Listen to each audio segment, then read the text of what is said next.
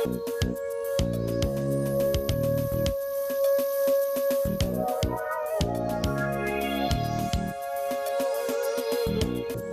we're trying something I've not done before, targeting gurnard. John, a friend, is showing us how to burley in gurnard in the middle of a bay north of Auckland. The two burley bombs tied to the anchor are the standard ones fishermen use to attract fish. Tied to an anchor with a float makes it easier for us to locate and dive on, as the water is very dirty.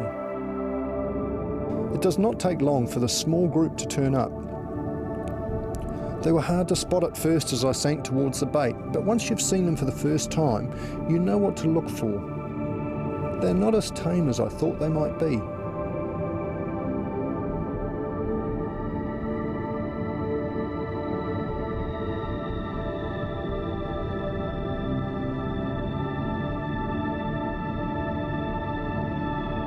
Gemma, my daughter, is doing well to get down to 12 metres. She's never done this type of diving before, and the dirty water makes it a little harder.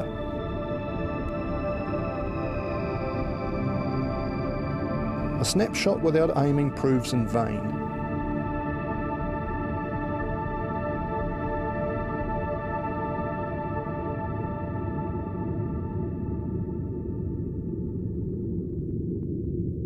John's technique is perfect. Sink slowly, take careful aim, then after shooting it, go in and secure your fish. Only do this if you have enough breath left.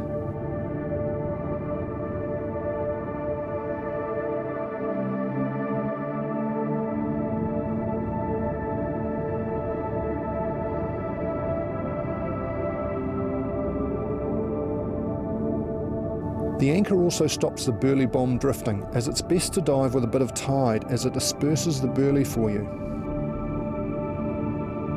When they sit still like this, they are very hard to see until you get close. John has no problem spotting this one.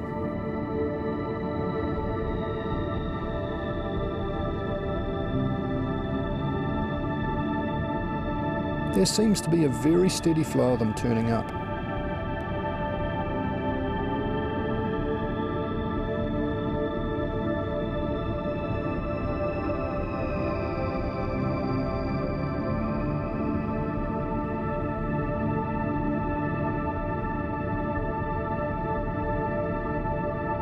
See how this guy uses the burley bomb to hide behind. The dirty water certainly helps with their camouflage. That is, until you get them back to the surface. What amazing colours they have. Being so small, it takes a few to get a decent feed. Nearly every dive there is at least one on the burley. See how they spread their wings and waggle their tails. This normally means they're not going to take off.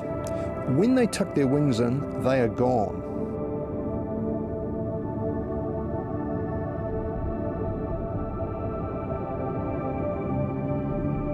Gemma is determined to get one. She has only loaded one rubber on her gun as the shots are very close. She makes sure of this one. Hopefully it may go as a new woman's record.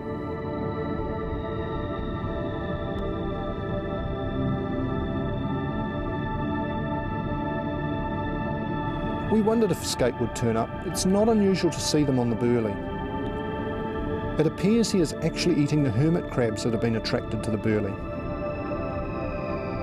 They make great eating, but we are here to target gurnard for dinner.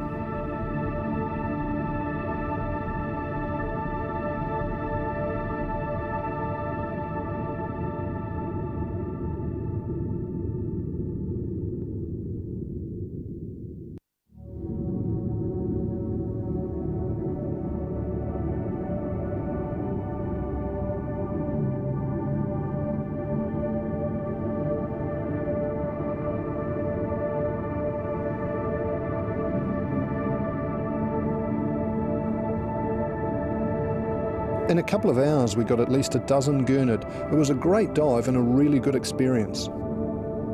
As an underwater cameraman, I've got to see a little bit more of fish's habits than when spearing them. This is an example.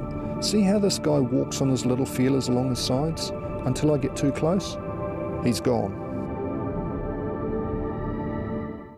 When gathering scallops, here in Auckland, you're allowed 20 per gatherer per day, and the size limit is 100 mil. In other parts of New Zealand, the size limit's 90 mil, and you're allowed 50 per gatherer per day. So to check on these size limits that are applicable to you in your area, check the Ministry of Fisheries website or have a look at one